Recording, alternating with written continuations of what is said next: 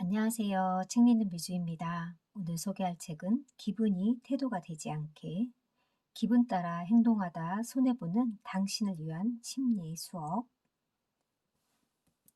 출판사는 갤리온, 저자는 레몬 심리. 중국의 대표적인 심리 상담 플랫폼으로 전문가에게 손쉽게 상담을 받을 수 있는 창구로 유명해졌다. 모바일 웹을 통해 전문가 상담, 심리학 강연, 심리 테스트 다양한 채널을 제공해서 심리 상담의 진입 장벽을 획기적으로 낮췄다는 평을 듣고 있다. 현재까지도 500만 명 이상의 레몬 심리의 문을 두드렸으며 인기에 힘입어 레몬 심리의 따뜻한 마음 단행본이 시리즈로 출간되었다. 기분이 태도가 되지 않게는 시리즈 가운데 가장 반응이 좋았던 책이다. 기분에 조종당하고 감정에 휘둘리는 사람들에게 감정의 주인이 되는 방법을 소개한다.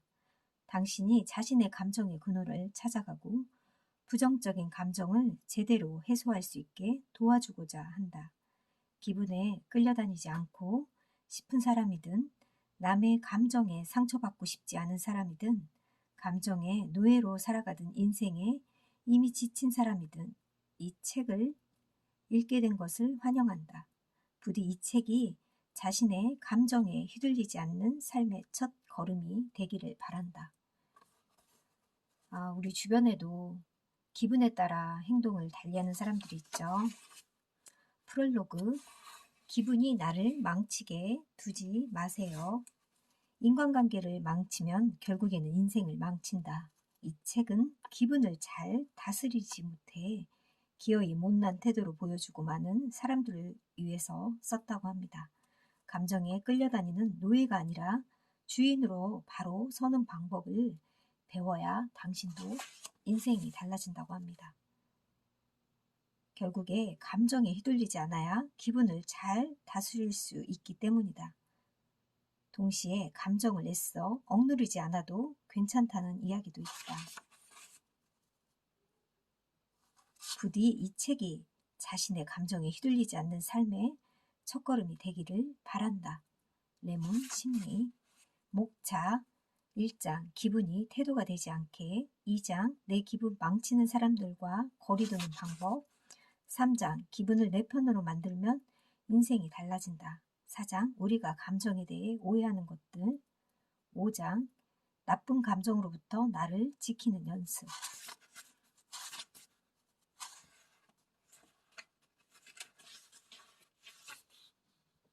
크고 작은 차이만 있을 뿐이지 누구나 기분을 드러낸다. 내 기분은 내 선에서 끝내야 하는데 나도 모르게 겉으로 드러난다. 기분과 태도는 별개다. 내 안에서 저절로 생기는 기분이 스스로 어찌할 수 없는 것이라면 태도는 다르다. 내 감정은 내 책임이라는 것을 항상 인지해야 한다고 합니다. 좋은 태도는 체력에서 나온다. 우리의 기분은 몸의 신호 하나하나에도 반응한다. 섭취하는 음식과 수면의 질, 호르몬 변화와 컨디션은 너무도 중요하다. 기분이 안 좋을 때면 질문을 던져보자. 밥은 제대로 챙겨 먹었나? 요즘 잠은 제대로 잤나? 운동은 좀 하고 있나? 이런 질문들을 던져보라고 합니다. 몸은 거짓말을 하지 않아서 운동하는 것만으로도 잠을 충분히 잘 자는 것만으로도 기분이 한결 나아진다고 합니다. 사소한 불평이 하루를 망친다. 습관적인 불평은 내 하루를 망치고 내 관계를 망치고 결국 나를 망쳤다. 엉망인 하루하루가 모여 결국에 나는 불만이 많은 친구가 되어 있었다.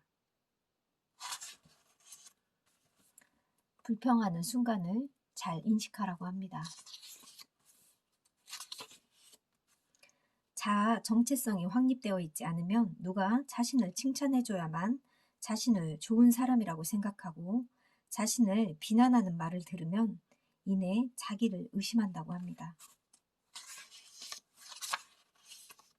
나는 누구인가? 나의 본성은 어떤가? 나는 어떤 사람이 되어야 하는가? 나의 도덕성과 가치관은 무엇인가? 자기 확신은 힘든 일을 겪을 때 가장 흐려진다. 나를 관찰해서 자아 정체성을 확립하는 일은 힘든 시기에 본인을 이끌어주는 힘이 된다고 합니다.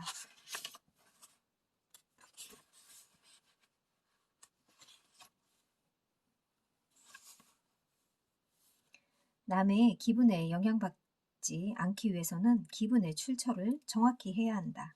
타인에게 전염된 기분이라고 판단되면 과감하게 쳐내는 연습을 하라고 합니다. 부정적인 사람, 나의 에너지 도둑. 부정적인 에너지를 뿜는 사람들에게 공통적으로 나타나는 특징이 있다고 합니다. 지나치게 자기에 빠진 사람, 자신의 우월감을 표현하기도 하는데요. 또한 과거를 자꾸 소환하는 사람, 불평이 끊이지 않는 사람, 늘 아니라고 말하는 사람, 안 좋은 소문을 흘리는 사람, 독립적인 사고 능력을 기르라고 합니다. 에너지 도둑이 나도 같은 불평이 해주기를, 자신의 의견에 동조해주기를 기대할 때 과감하게 무시하라고 합니다. 그리고 주변에 좋은 사람을 두어라. 누군가의 부정적인 에너지가 내 영혼에 치명적인 영향을 미친다면 서서히 거리를 두고 멀어져라. 안 좋은 에너지가 그득한 대화의 장에서 나를 지켜내자. 실망을 잘 다뤄야 인간관계가 힘들지 않다. 관계에서 오는 실망감이 특히 그렇다. 연인, 가족, 친구, 직장 동료 등 자신을 둘러싼 모든 인간관계에 우리는 각각 다른 기대감을 가지고 있다. 타인과의 관계에 있어서는 높은 기대감을 경계해야 한다. 항상 객관적이고 이성적으로 접근하는 연습을 하라고 합니다. 상대방이 나에게 냉담하면 굳이 애써 상대방의 환심을 살 필요가 없다고 합니다. 사람에게 덜 기대할 것, 내가 준 만큼 똑같이 받으려고 욕심내지 않을 것, 이 두 가지가 인간관계에서 실망하지 않는 가장 단순하고 확실한 방법이라고 합니다. 이 두 가지 꼭 기억해야 될 것 같아요. 자신의 좋은 친구가 되는 방법을 배우자. 나의 기분은 내가 잘 알아주어야 한다. 내가 아니면 누가 나를 챙기겠는가? 나를 챙겨줄 가장 따뜻한 친구는 바로 나임을 기억하자. 나쁜 생각이 내 마음을 지옥으로 만든다. 내가 누군가에게 미움받는다는 사실이 견딜 수가 없이 고통스러워요. 아주 흔하게 듣는 고민이다. 이런 고민을 토로하는 이들에게 생각을 바꿔보는 건 어때요? 라고 상담을 시작한다. 생각을 바꿔주는 방법이 가장 효과적이다. 우리가 모두에게 사랑받아야 하는 것은 아니에요. 모두가 당신을 좋아할 수 없다는 것을 인정하세요.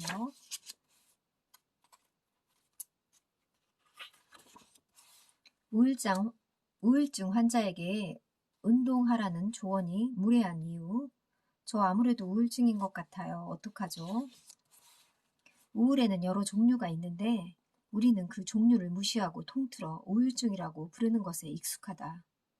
우울증인 친구에게 너무 가볍게 조언하는 실수를 하기도 한다. 나가서 햇빛이라도 쬐어봐. 규칙적으로 운동하면 우울증에 좋대. 강한 의지로 우울증을 극복해야 한다는 주변 사람들의 무례한 조언은 무시해라. 경증의 우울감과 우울증 증상은 완전히 다르다고 합니다. 또한 우울감을 느끼는 날에는 기분 전환이 가능하지만 심한 우울증은 2주 이상 지속된다고 합니다. 1970년대 초 임상 심리학자 폴린과 수잔은 우수한 150여 명의 여성을 인터뷰했다고 합니다. 폴린과 수잔은 이의 연구를 통해 가면 증후군이라는 심리적 현상을 발견했다. 가면 증후군이란 외부적으로 이미 성공을 이뤘지만 스스로 자신의 업적을 끊임없이 의심하는 증상을 말한다고 합니다. 다시 말하면 그들에게 성공은 자신감을 키워주는 요소가 아니라 오히려 다른 사람을 속이고 있다는 죄책감과 불안감을 강화시키는 요소라고 합니다. 끊임없이 남과 비교하면서 성과를 중시하고 개인의 노력을 평가절하하여 긍정적인 피드백이 이루어지지 못하는 그런 상황, 특히 성공한 여자들이 가면 증후군의 수령에 빠지는 경우가 쉽다고 합니다. 가면 증후군의 간섭에서 자유로울 수 있는 방법은 자신의 성취를 적어보고 가면을 벗고 자신의 나약함을 공유하라고 합니다. 초조함과 두려움을 털어놓으면 스트레스의 해소에 효과적이라고 합니다. 완벽한 성향을 버려라. 무엇보다 중요한 것은 스스로의 가면 증후군을 인정해야 한다는 것이다. 내가 사기꾼이란 생각이 들 때마다 입으로 소리내어 말해보자. 내가 여기까지 온 데는 다 이유가 있다. 큰 성취를 하고도 스스로를 인정하지 못하는 심리적 현상이 존재한다. 그걸 인정하는 것만으로도 조금씩 좋아질 것이다.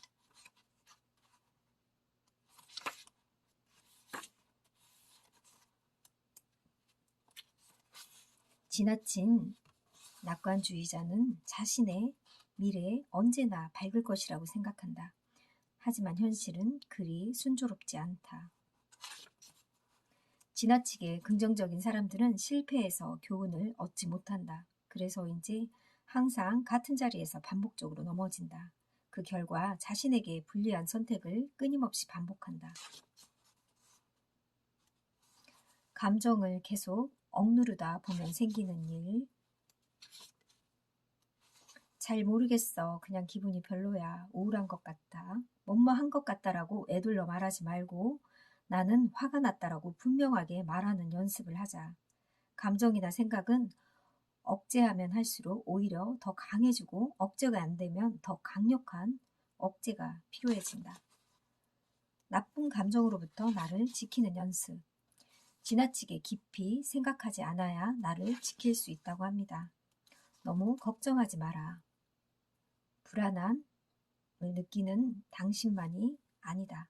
불안함은 대개 너무 많은 생각에서 비롯된다고 합니다.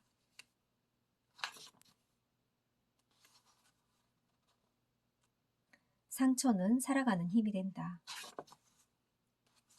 무력했던 어린 당신에게 말해주자. 지금의 당신은 모든 문제와 고민을 해결할 수 있을 만큼 강한 어른이 되었다고.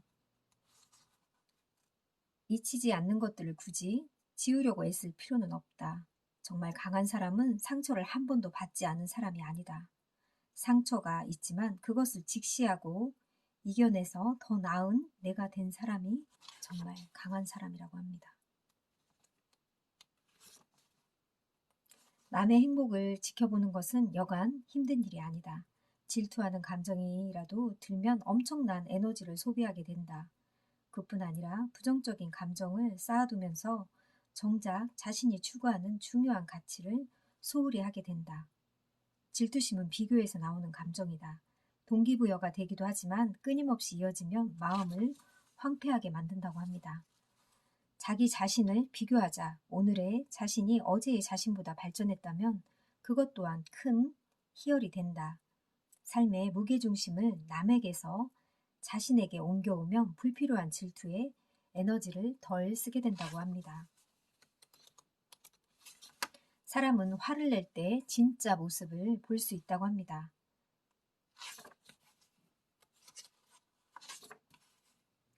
괜히 자신의 거침없는 말로 화를 당하지 않도록 하자. 편안한 마음과 온화한 태도는 당신의 품격을 결정한다. 누구든지 분노가 치밀어 오를 때 그의 진짜 모습을 알 수 있다. 그렇다고 모든 사람과 일에 절대 분노하지 말라는 말은 아니다. 분노는 에너지가 되어 나의 발전을 위한 동력이 되기도 한다.